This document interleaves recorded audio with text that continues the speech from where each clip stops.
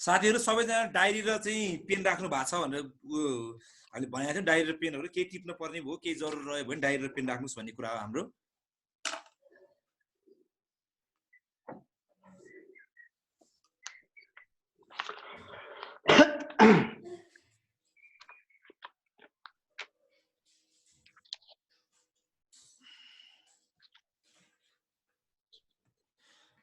साथीहरु सबैको हामीले माइक बन्द गरेका छौँ, रामदाई बाहेक र मेरो बाहेक सबैले माइक बन्द गरेका छौँ। अब केही सोध्न पर्यो भने हामी पछिल्लो अन्तिम सेसनमा इन्क्वायरीको लागि पछिल्लो सेसनमा सुरु गर्छौँ।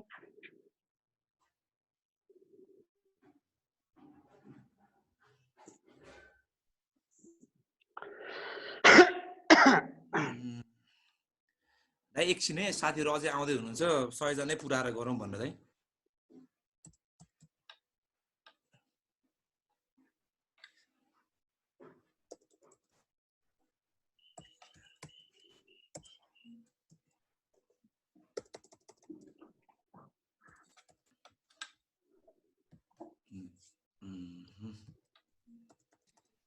हामी चाहिँ 84 जना भयौँ है।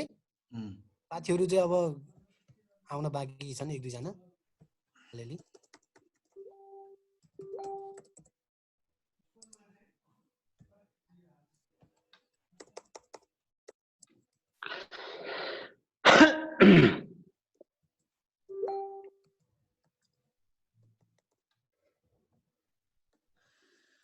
चार बज्यो, सुरु गर्नु पर्ला जस्तो कार्यक्रम अब।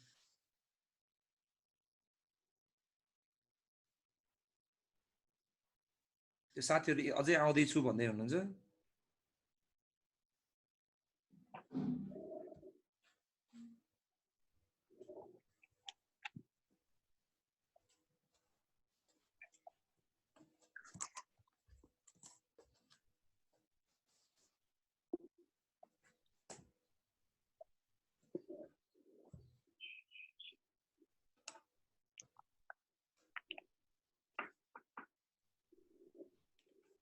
प्रकाशजीलाई मैले अनुरोध गरिसकेको छु।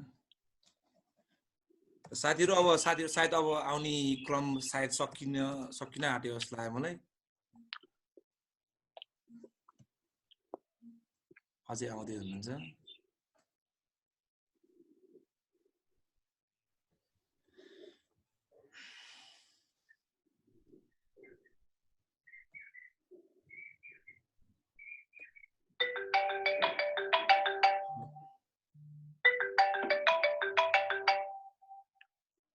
अर्जुन जी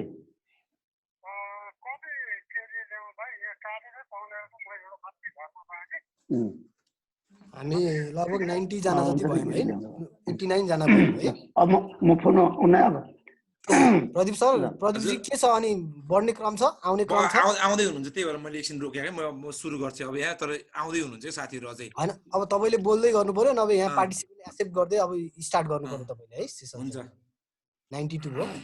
92 अब लगभग हामी अब सुरु गर्ने भन्ने उसमा छौँ।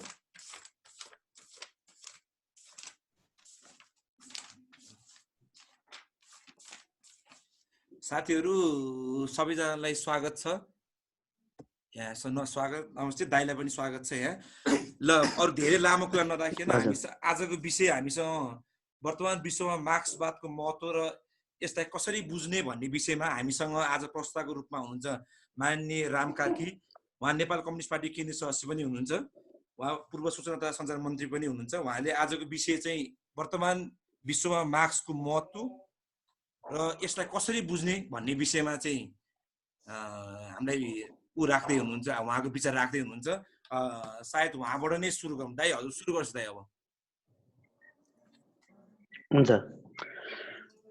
ल विशेष गरेर तन्नेरी पुस्ता, तरुण पुस्ता, तरुण तरुणीहरू सँग यसरी कुरा गर्ने जो चाँजो मिलाउनु भएको छ, त्यसको निम्ति सबैलाई मेरो अभिवादन।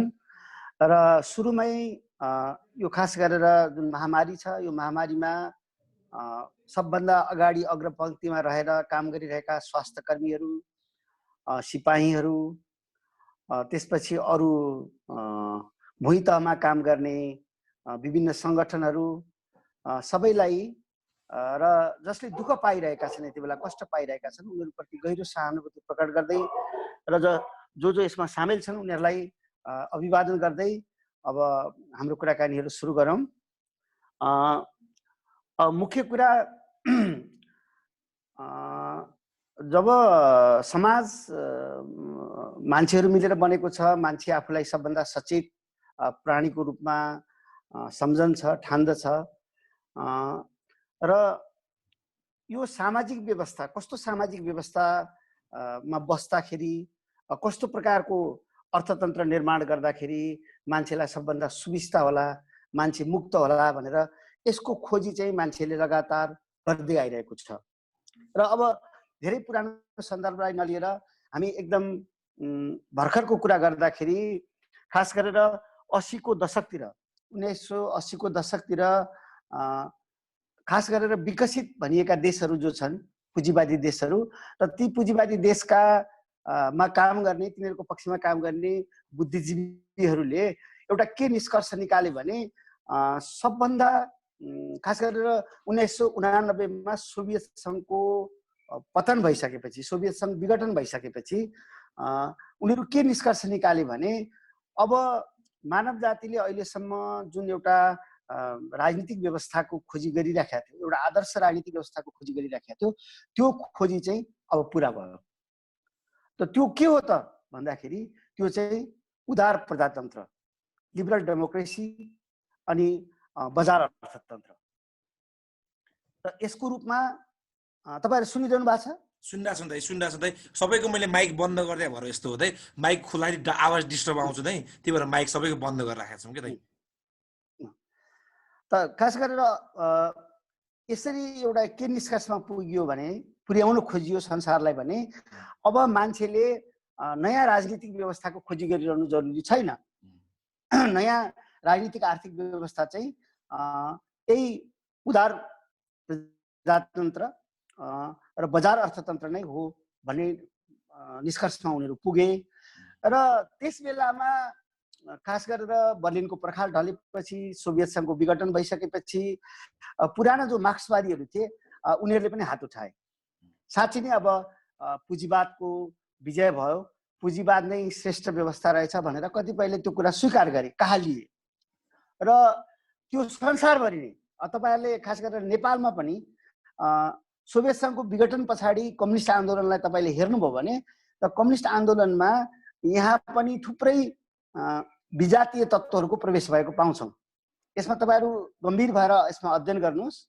खास गरेर सोभियत सङ्घको विघटन पछाडि जुन एउटा यति डरलाग्दो आतंक फैलियो समाजवादी आन्दोलनमा, त्यसको परिणामहरू चाहिँ नेपालमा पनि देखिएको छ। नेपालको आन्दोलनमा पनि ती कुराहरू परिलक्षित भएका छन्। तर अब म फेरि यसलाई छोटोमै कुरा राखौँ कि त्यो 10 वर्षमा बित्दै पुँजीवादको अन्तिम विजय भयो भन्ने जुन दुन्दवी थियो, जुन घोषणा थियो, त्यो 10 वर्ष पुरा नहुँदै त्यो उदार प्रजातन्त्र भनेको, उदार पुँजीवाद भनेको पुँजीवाद चाहिँ आफ्नो उदारताका सबै मखमलहरू फ्याँकेर, आवरणहरू फ्याँकेर एकदम क्रूर पुँजीवादको जो वास्तविक चरित्र हो त्यो चरित्र बोकेर अगाडि देखा पर्यो। त देखा परेपछि त्यति बेलै फेरि विश्वमा एउटा ठुलो आर्थिक मन्दी पनि सुरु भयो। त मन्दी सुरु भइसकेपछि पुँजीवादले बारम्बार 10-15 वर्षमा एउटा सङ्कट निम्त्याउँछ, सङ्कट ल्याउँछ। किनभने पुँजीवादभित्र सङ्कट अन्तर्निहित छ, अन्तर्विरोध अन्तर्निहित छ। त त्यो सङ्कटबाट पार पाउनको निम्ति चाहिँ अब के गर्ने त भनेर कहालिएको अवस्था सुरु भयो। र अहिले पनि त्यो व्यवस्थाको खोजी भइसकेको छैन। मान्छेको निम्ति सबभन्दा आदर्श व्यवस्था के हो त त्यसको खोजी सकियो भनेको थिए र त्यति बेलै लेखियो कि इतिहासको अन्त भयो, अब सिद्धान्तको अन्त भयो भन्ने जुन घोषणा गरिएको थियो, त त्यो घोषणा गर्ने मान्छेहरू नै पनि आत्तिए। त्यस पछाडि पुँजीवाद जब एकदमै आफ्नो क्रूर रूपमा देखा पर्यो र जसरी अब सङ्कटहरू देखा पर्यो, त्यस पछाडि ती पुँजीवादका पुरोहितहरू पनि आत्तिए र फेरि पश्चिममा नै खास गरेर पश्चिमी युरोप र अमेरिकामा नै रिटर्न अफ कार्ल मार्क्स फर्किए र फेरि पुँजीवादलाई बुझ्नका निम्ति पुँजीवादको यो चरित्रलाई बुझ्न ठम्ब्याउनका निम्ति फेरि मार्क्सतिर फर्कने चाहिँ सुरु भयो र अहिले पनि अब पुँजीवादलाई बुझेर पुँजीवादको सबभन्दा राम्रो विकल्प के हो त भन्दाखेरि अर्को जवाफ आएन, अर्को कुरो आएन। पुँजीवादको सबभन्दा जीवन मैत्री, सबभन्दा प्रगतिशील, सबभन्दा मानव मैत्री विकल्प चाहिँ मार्क्सवाद हो भन्ने कुरा अगाडि आएको छ। त त्यसैले फेरि नयाँ सिराबाट फेरि नयाँ ढङ्गले मार्क्सको अध्ययन गर्ने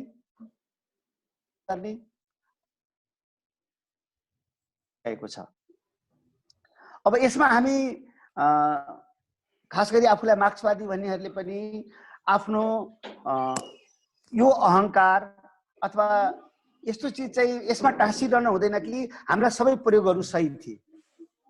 खास गरेर रुसमा, चीनमा, भियतनाममा, अरू विभिन्न देशमा मार्क्सवादको जे जसरी प्रयोग भयो त त्यो प्रयोगहरूमाथि थुप्रै प्रश्नहरू छन्, त्यसको थुप्रै समीक्षा हुन सक्छ। तर आज पनि पुँजीवादको विकल्प चाहिँ मार्क्सवाद हो। त समाजवादका विभिन्न ढाँचाहरू, समाजवादका विभिन्न प्रकारका इन्टरप्रिटेसनहरू, व्याख्याहरू, विश्लेषणहरू चाहिँ स्वाभाविक रूपमा प्रश्नको घेरामा परे। तर समाजवाद चाहिँ आज पनि पुँजीवादको विकल्पको रूपमा देखा परिरहेको छ।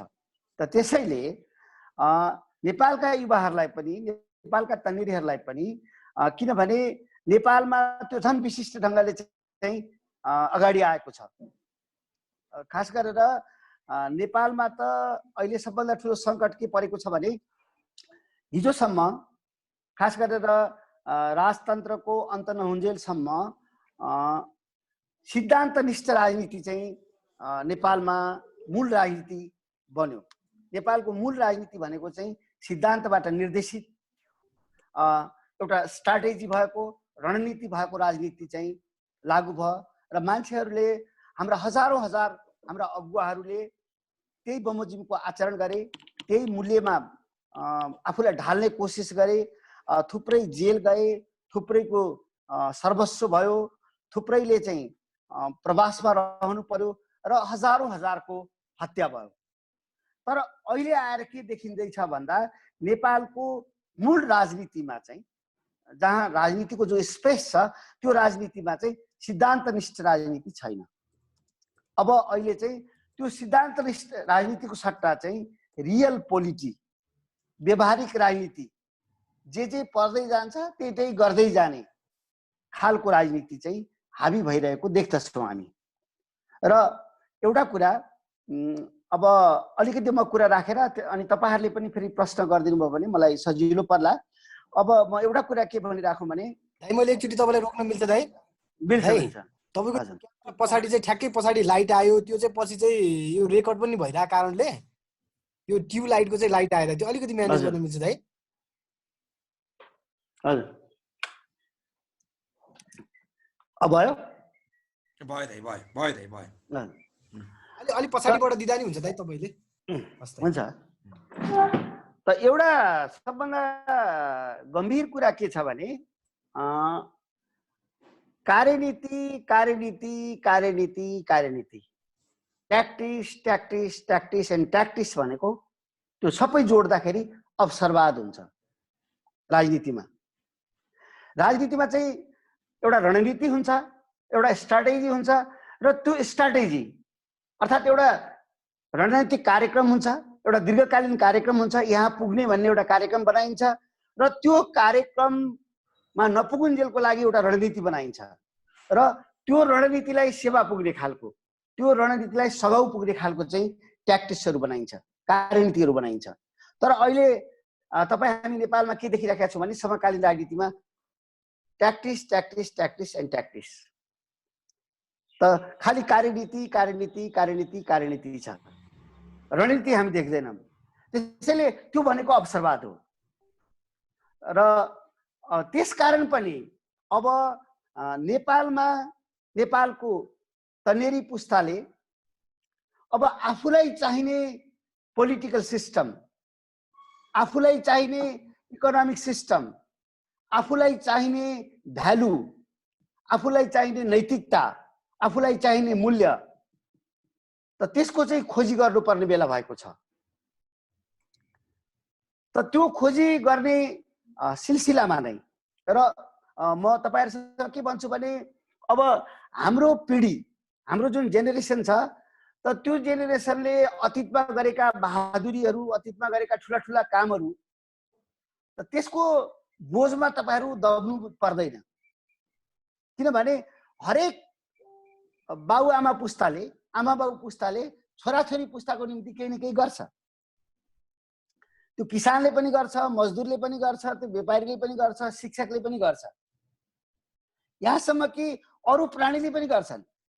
संसारका अरु प्राणीहरू जो छन् तिनले पनि आफ्ना नानीहरूको स्याहार गर्ने, आफ्ना नानीहरूलाई हुर्काउने, आफ्ना नानीहरूको चाहिँ गुणहरू बनाइदिने यो काम सबैले गर्छ। त्यो त एनिमल इन्स्टिङ जस्तै हो। त त्यसैले म युवा पुस्तालाई के भन्छु भने हामीले बनाइदिएको जो राजनीतिक घर छ, राजनीतिक महल छ, त्यो धेरै पुरानो, धेरै थोत्रो भइसकेको छ।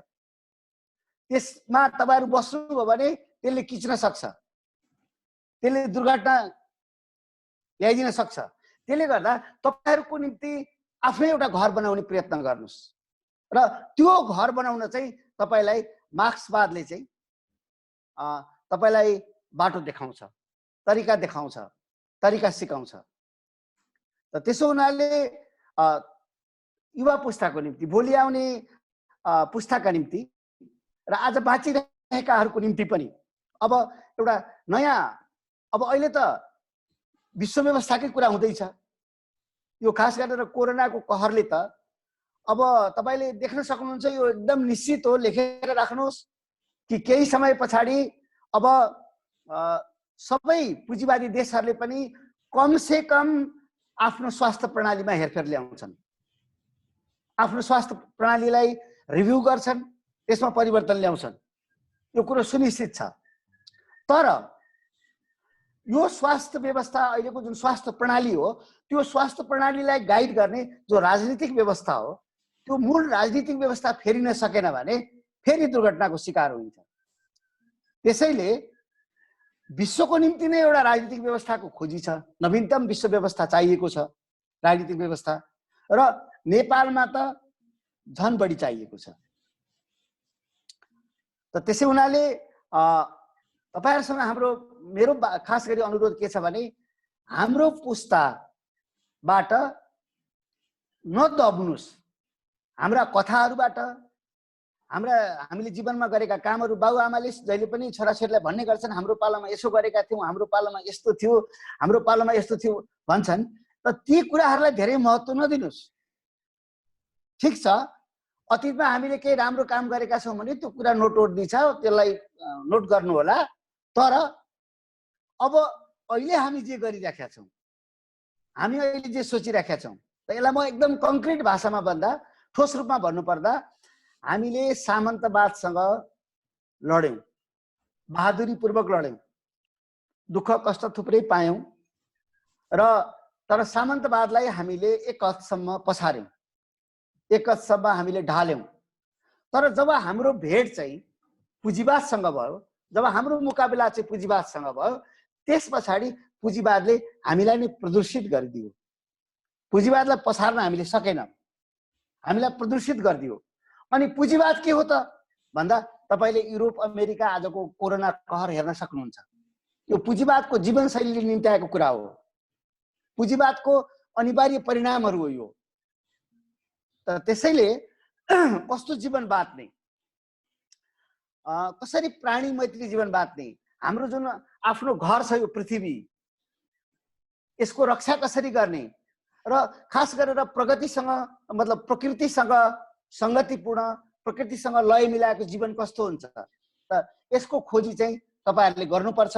पुँजीवादसँग तपाई लड्नुपर्छ र पुँजीवादको विकल्पको व्यवस्था ल्याउनको निम्ति पनि तपाईलाई मार्क्स त्यहाँ उभिएका छन्, लेनिन त्यहाँ उभिएका छन् र थुप्रै अनगिनत मान्छेहरू, माओ सेतुङ, तपाईले स्टालिनबाट सिक्न सक्नुहुन्छ, तपाईले चुतेबाट सक्नुहुन्छ, तपाईले चारु मजुमदारबाट सिक्नुहुन्छ र दुनियाँमा सबै सफल असफल भएका जुन क्रान्तिहरू छन्, फिडल कास्ट्रोबाट, चेगोबाराबाट, क्यामिलो सिनोफिडियसबाट, यी तमामबाट चाहिँ तपाईले सिकेर तपाई आफ्नो निम्ति एउटा नयाँ व्यवस्था, नयाँ राजनीतिक व्यवस्था, नयाँ अर्थतन्त्र, नयाँ सोच, नयाँ शैली विकास गर्न सक्नुहुन्छ। कि क्वेसनको लागि फोरम पनि ओपन गरिदिनु है क्वेसनको लागि। म क्वेसन लिउँ। क्वेसन लिनुहुन्छ साथीहरू? म सबै तपाईहरुलाई चाहिँ अब आफैले अनम्युट गर्न मिल्ने गरेर चाहिँ सिस्टममा मिलाइदिन्छु। यहाँ हामीसँग चाहिँ विष्णु रिजाल दाई, हाम्रो पार्टी केन्द्रीय सचिव, उहाँ पनि जोडिनु भएको छ हामीसँग यही अभियानमा। दाई यहाँ पनि भर्खर जोडिनु भएको छ हामीसँग प्रोग्राममा, उहाँलाई पनि स्वागत गर्न चाहे। म साथीहरू सबैलाई म अनम्युट गरिदिन्छु। केही सोध्नु पर्ने छ, केही छ प्रश्न छ भने आफैले अनम्युट गर्दै म्युट गर्दै चाहिँ सोधौँ।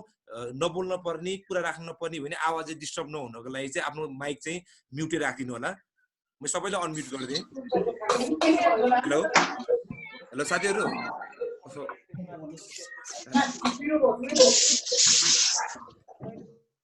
हेलो साथीहरू, तपाईँहरू आफूलाई चाहिँदा मात्रै माइक अन गर्नु, आवाज अलिक डिस्टर्ब आउँछ। आफूलाई चाहिँदा माइक अन गर्नुहोस्, अनि नचाहिँदा चाहिँ उ गर्नु है साथीहरू। हेलो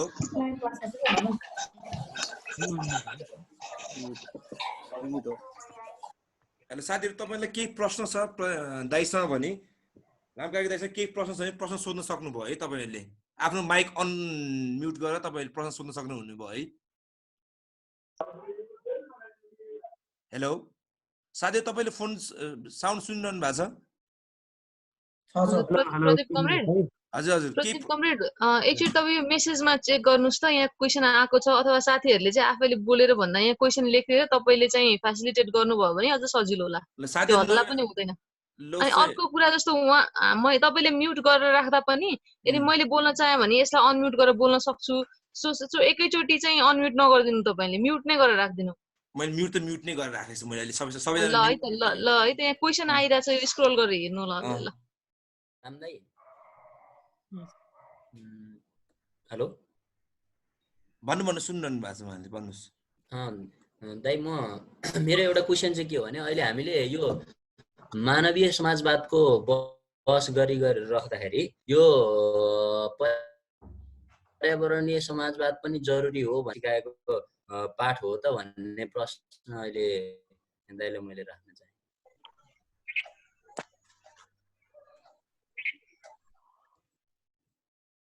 दाइ एकछिन, दाइ रामदाई एकछिन, तपाईँको साउन्ड मैले यहाँ फेरि तपाईको म्युट छ, अनम्युट गर्नु त। दाइ एकछिन तपाईँको अनम्युट गर्नुपर्छ दाइ। मैले तपाईँ पनि म्युट हुनुभएछ कि पक्नै दाइ, मैले तपाईँ पनि म्युट हुनुभएछ कि दाइ। ल दाइ आफैले भयो दाइ, अब भन्नुहोस् दाइ, भन्नु दाइ।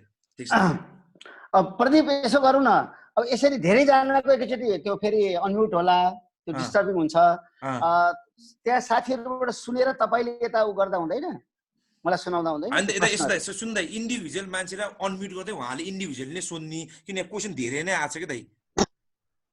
इन्डिभिजुअल मान्छेले सोध्ने कि म तपाईँलाई क्वेसन उहाँले सोध्नु भएको क्वेसन भन्ने हुन भए च्याटमा मेन्सन गर्दा पनि भयो नि। च्याटमा हजुर साथी तपाईँ च्याटमा गर्नुहुन्छ, म दाइलाई भनिदिउँ कि के गर्नुहुन्छ भन्नु त। त्यो बेटर होला, त्यो बेटर होला प्रदीप कमरेड। ल तपाईँ च्याटमा क्वेसन सोध्नु, म दाइलाई म त्यहीँबाट दाइलाई म ऱ्यान्डमली क्वेसन सोध्दै सुरुबाट क्वेसन सोध्दै जान्छु त्यहाँ है। यहाँ माथि स्क्रोल गर्नुहोस् त, विशाल बेलवासेजीले सोध्नु भएको छ क्वेसन। विशाल बेलवासेबाट मैले सुरु गरेँ। उहाँले के सोध्नु भएको छ भन्दाखेरि पुँजीवादको विकल्पको रूपमा समाजवाद हुने हो कि एउटा चरणसम्म पुँजीवाद विकास भएपछि समाजवाद आउने हो, के त्यो चरणसम्मको पुँजीवाद विकास भइसकेको हो त्यसलाई पर्खिन थाल्नु पर्छ कि पर्दैन भनेर लेख्नु भएको छ। पर्खिन उहाँले सोध्नु भएको, हाम्रो विशाल बेलवासीजीले चाहिँ प्रश्न सोध्नु भएको छ। अब खास गरेर शास्त्रीय बहसमा चाहिँ सर्टकट छैन। समाजवादको बाटो चाहिँ पुँजीवाद भएरै जान्छ र पुँजीवादले एकदमै प्रचुर उत्पादन गरेपछि अनि समाजवाद आउँछ भन्ने खालको एउटा मान्यता छ। त्यो एउटा शास्त्रीय मान्यता छ। तर मेरो रायमा अब मार्क्सले सर्वहारा वर्ग नदेखेको भए, अर्थात् मार्क्सले पुँजीवाद नदेखेको भए यो मार्क्सवाद जन्मदैन थियो। कुरा त यथार्थ हो। तर मार्क्सले त्यो पुँजीवाद चाहिँ जर्मनीमै देख्नु पर्थ्यो या अर्को देशमा देख्नु पर्थ्यो भन्ने कुरा भएन। उहाँहरूले बेलायतमा देख्नुभयो। खास गरेर मार्क्स र एङ्गल्सले त्यसलाई बेलायतमा देख्नुभयो। त त्यसो हुनाले त्यति बेला पनि अपेक्षाकृत कम विकसित भनिएको पुँजीवादी देश रुसमा चाहिँ क्रान्ति भयो 1917मा गएर। त्यसका थुप्रै कारणहरू छन्। त्यसो हुनाले पहिला पनि एकपटक यो बहस भएको थियो कि समाजवादको जति पनि मूल्य मान्यता इत्यादिहरू छन् त ती सबै चिज चाहिँ पुँजीवादले प्रचुर विकास गरेपछि मात्रै हुन्छ भन्ने कुरा होइन। एउटा कुरा त के हो भने पछि माओ सेतुङले त्यसलाई बडा राम्रो व्याख्या गर्नु भएको छ कि क्रान्तिको आधा जस्तो काम चाहिँ केही काम चाहिँ क्रान्ति भन्दा पूर्व नै हुन्छ र केही कामहरू चाहिँ क्रान्तिको दौरानमा हुन्छ, क्रान्ति हुँदाहुँदै हुन्छ र कतिपय त्यसका कार्यभारहरू चाहिँ क्रान्ति पछि पुरा हुन्छ भनेको छ माओ सेतुङले। त्यो बडा त्यो विचारणीय प्रश्न छ। त त्यसैले अब नेपालमा चाहिँ पहिला पुँजीवादको पुरा विकास गरौँ अनि पछि मात्रै समाजवाद आइहाल्छ भन्ने कुरा चाहिँ त्यो कता कता डिटर्मिनिजम निर्धारणवाद मार्क्सवादभित्र चाहिँ बेला बेलामा देखा पर्ने जो निर्धारणवाद छ त्यसको कारण आएको हुनसक्छ। अहिले नै हामी समाजवादी व्यवस्थाको निम्ति अगाडि बढ्न सक्छौँ, काम गर्न सक्छौँ। त पुँजीवाद विकसित भइसकेपछि आफसे आफ समाजवाद आउने कुरा होइन। विवेक बेलबासेजीले सोध्नु भएको प्रश्न हो यो होइन। समीर हुमा अब दाइ यो पछि अर्को प्रश्न समीर हुमागाईले सोध्दै हुन्छ मार्क्सले 60 देखि 80 वर्षमा अर्थतन्त्रमा ठुलो सङ्कट आउँछ भनेका थिए। अब आजको परिवेशमा कोभिड-19ले ल्याउने आर्थिक सङ्कट त्यो सङ्कट मान्न मिल्छ कि मिल्दैन? 1940 पछि आजको मितिमा ठ्याक्कै 80 वर्ष भएको छ भनेर सोध्नु भएको समीर हुमागाईले चाहिँ। प्रश्न बुझ्नु भयो? हजुर बुझेँ। हजुर। अब खास गरेर मान्छेको जुन बाँच्ने तरिका छ, मान्छेको जो जिउने तरिका छ, मान्छेको बानी बेहोरा छ र मान्छे जुन लग्जरी चाहन्छ, खास गरेर पुँजीवादले जुन प्रकारको आनन्दको खोजीमा एउटा मृगतृष्णा जगाइदिएको छ त त्यो मृगतृष्णाले अथवा त्यो अन्धवेगले त्यो उपभोक्तावादले चाहिँ को परिणाम हो यस्तो महामारी। आज पनि जतिसम्म तथ्यहरू हामीले सुनेका छौँ, थाहा पाएका छौँ त्यस अनुसार चाहिँ जङ्गलका जनावरहरूबाट चराचुरुङ्गीहरूबाट चाहिँ यो रोग यहाँ मान्छेमा भित्रियो भन्ने कुराहरू आइरहेका छ। त जे भए पनि अब मान्छेलाई सर्पकै छालाको लुगा लाउनु पर्ने, बाघै खानुपर्ने, कुकुर नै खानुपर्ने, बिरालो नै खानुपर्ने जुन प्रकारको छ त त्यो चाहिँ कता कता प्रकृतिसँग त्यो कुरा मिलेन। जस्तो म अलिकति यो पोलिटिकल्ली पनि के भन्छु भने नदीहरूको आफ्नो ओछ्यान हुन्छ। नदीले आफ्नो ओछ्यान छोडेपछि जतासुकै भताभङ्ग पारिदिन्छ। जस्तो अहिले हाम्रो जुन नदीहरू छन्, कोशी या कर्णाली या गण्डकी छन्, त यिनीहरू आफ्नो ओछ्यानमा नबगेर जताततै बग्न थाल्यो भने यिनीहरूले व्यत्यास जन्माउँछन्। त मान्छेको निम्ति पनि एउटा लय छ, प्रकृतिले दिएको एउटा लय छ, किनभने मान्छे स्वयं पनि प्रकृतिकै एउटा अंश हो। त्यसले गर्दा उसले प्रकृतिको लयसँग बाँच्नुपर्छ, समाजवादले त्यो भन्छ। अघि मलाई सायद विष्णुको आवाज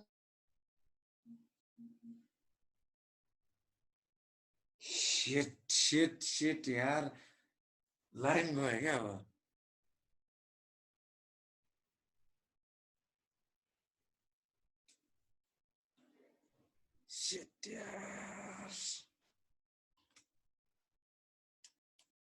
शिट लाइन गयो मन त।